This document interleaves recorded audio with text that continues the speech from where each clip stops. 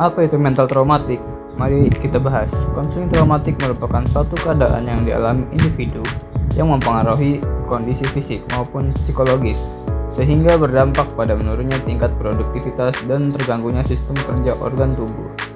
Trauma dapat disebabkan oleh berbagai peristiwa atau kejadian pahit yang menyakitkan dan terekam jelas dalam otak, sehingga menyebabkan kerusakan langsung pada tubuh atau kejutan pada pikiran. Selanjutnya ada faktor-faktor penyebab trauma. Yang pertama ada faktor internal dan yang kedua faktor eksternal.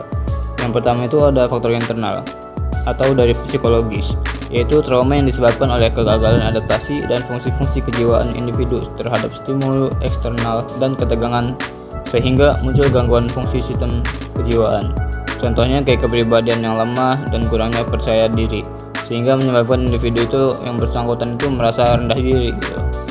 Terus contoh lainnya itu terjadinya konflik sosial budaya akibat adanya norma yang berbeda antara dirinya dengan lingkungan masyarakat. Terus ada pemahaman yang salah sehingga memberikan reaksi berlebihan terhadap kehidupan sosial dan juga sebaliknya terlalu rendah. Selanjutnya ada faktor eksternal, yaitu faktor yang dari orang tua dalam bersosialisasi dalam kehidupan keluarga.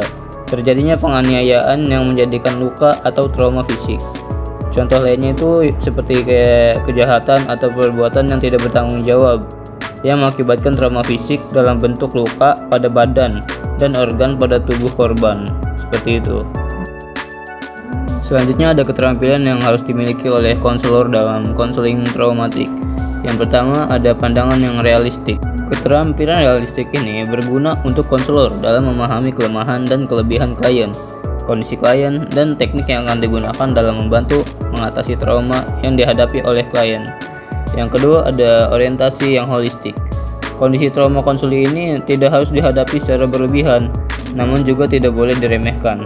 Dengan memperhatikan konseli secara holistik, konselor ini diharuskan untuk dapat bekerja sama gitu dengan berbagai ahli yang ada di masyarakat untuk membantu kesembuhan konseli.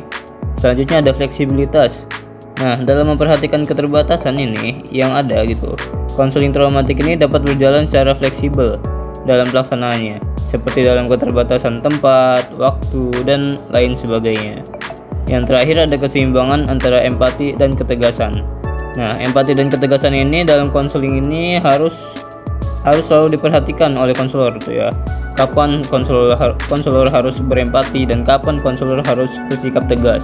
Nah, apabila konselor terlalu terhanyut dan terbawa perasaan oleh cerita konseli atau terlalu tegas dalam memberikan layanan, maka konselor ini akan mengalami kesulitan yang mengakibatkan proses layanan konseling ini tidak dapat berjalan dengan lancar. Seperti itu. Terima kasih.